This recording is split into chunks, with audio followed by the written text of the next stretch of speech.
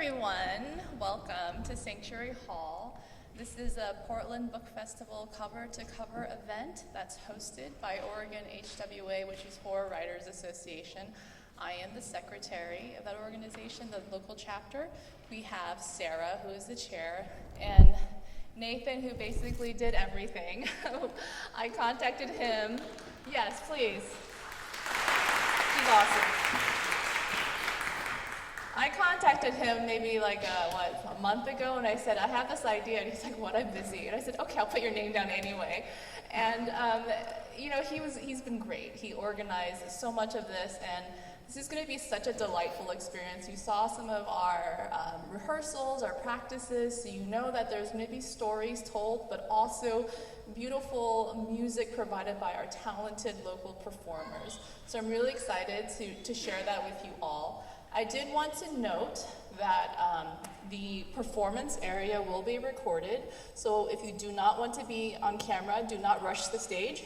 If you want to be in camera, you can rush the stage, but that will cause other problems beyond recording.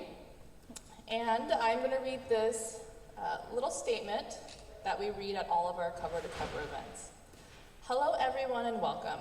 Thank you for coming out to attend this event, which is an official part of the Literary Arts Portland Book Festival cover-to-cover program. Literary Arts is a nonprofit literary center with a mission to engage readers, support writers, and inspire the next generation with great literature. I hope you all were able to go to the Portland Book Festival yesterday.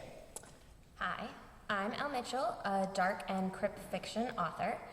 This story is one of my nightmares. So some days I'm unable to walk, but that loss of autonomy goes from sad and angering to terrifying when I'm not only stuck in my body and a chair, but if you change that to also a physical location. Joining me is the extremely talented Julian and Kosanovic. They are a freelance cellist, and that's just by night. By day, they are a data engineer and bike mechanic. So, we'll get started.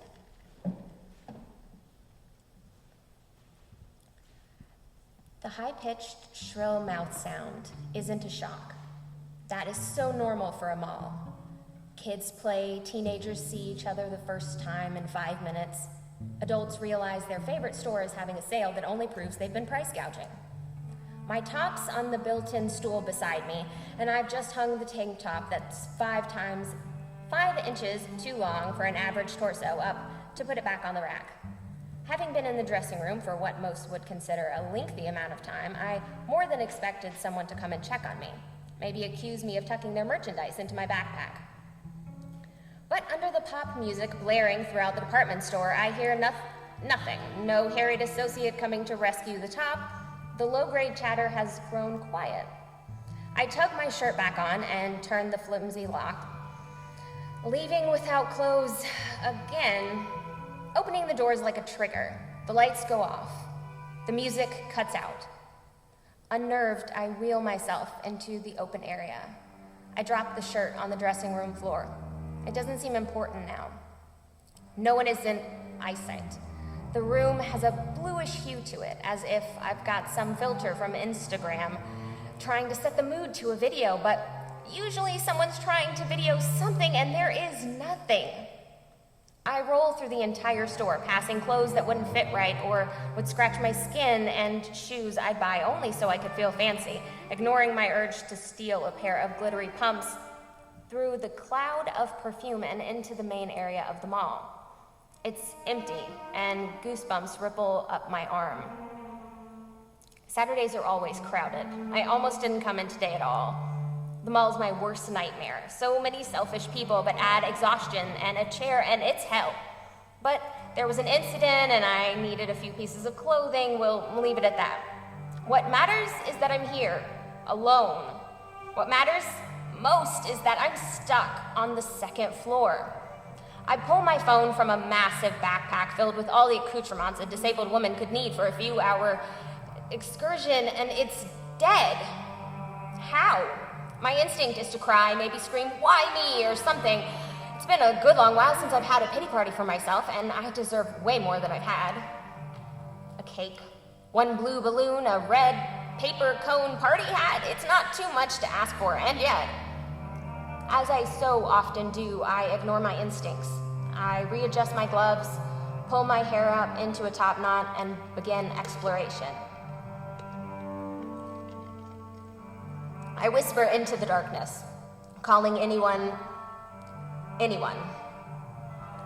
Someone shouting may yield a knife to the chest or a bite to the knee. I may not feel the pain per se, but blood still flows, so I could still be a zombie. I'd be one hell of a zombie, too. I'd roll my footrest right into someone's Achilles tendon, watch them fall over, and jump on top of them. Would love that. It could get really gruesome. 5 stores later, and nothing has changed. No one has called me back. The lights haven't flickered, and I've not heard even a small scream. I may well be truly alone on the 2nd floor of a mall that smells like teenage lust, male angst, and couples in need of counseling. If you know, you know. 4 more stores and something. The sound is like a wet cloth slapping the floor. It reminds me of Kay when they'd wrap their soaking hair in a towel, use it to squeeze the water from their long locks, then toss the dripping terry cloth on the bathroom floor. I hated that sound then, and I hate it now. More so even. I keep to the sides of the shop, rolling slowly so my wheels don't make noise on the unevenly polished floor. Large scuff marks slow me, while at other moments I could almost slip and slide down the walkway. The thought brings moments of me stuck on the sidelines as a kid, when I was first in high school, in college, at my real job, in a bar with no ramp. Now I'm stuck again because a building didn't think to include a non-electric way to get downstairs. My fingers hover over a hand rim. No matter my speed, I don't know what's around the corner, and I won't be caught unaware, not again. I peek and I see a glowing hole in the floor. It's pink and orange and blue and purple. It's beautiful. Well, it could be in any other circumstance. Surrounding it, there are people. One by one, bodies into the perfect swirl fall, assembly lines strolling into the vortex. I do not stay to see what's next. I can't care. But how many people have already gone in? The line is short, only 30 or so. Are there more glowing whirlpools on the floor, and where are they? I turn and propel myself as fast as I can to the other side of the mall. I try to shake all thoughts, but how do I get downstairs? There are 2 sets of elevators and 2 sets of escalators. The elevators flank the mall, and the escalators are evenly spaced, dividing it into thirds. One choice wins out. Making my way to the furthest escalator, I feel watched, followed. The slapping sound behind me is now getting louder. I will not look. Rolling up to the escalator, I mentally cross my fingers. Is it too much to ask to fit, or that I'll suddenly be stronger to get myself down? I know the second is more than I would ask. Any other day I would not be capable of it, but today I'm in a fever dream. A glow illuminates the base of my chair, under my legs, purple and orange. I roll to the edge and try not to think of what could happen next. As I click my seatbelt together and pull the strap so tight I nearly gasp, the image of me mangled on the first floor of a mall that is so proud to be hanging on to the last Spencer's gift splashes in my mind. Blood pouring from a crushed skull and a chair in pieces is scarier than whatever is right behind me. My chair hovers at the edge of the top step. The acid in my throat sits at the back of my throat. I grab the usually moving handrails and push as hard as I can. I feel like I'm going to plummet to my death out of the chair with having no fun. This is supposed to be the ride of a lifetime, I guess. But no, of course not. My chair is coming with me, painful and heavy as it is. Wobbling and terrified, I move, and my front wheels go off the top step. My chair tries to dip, but I hang on. My shoulders burn and threaten to sublux as I pull forward. The back wheels roll off of the step, and I am suspended over nothingness. I'm facing down the barrel of a steep slope, and I can't reach for my handrims like I would in a tense situation like this, so I grip the handrails like the lifeline they truly are. Slowly, I move myself, my chair, and a backpack that now feels like it's filled with bowling balls forward towards the floor. The wet sound is no longer growing closer, or maybe it is, but I just can't hear it. Something is pounding, thumping, filling my ears with a sound so loud that I'm not sure anything else could break through. Glowing lights seem to have paused at the escalator landing. Perhaps, temporarily, I'm safe from one thing.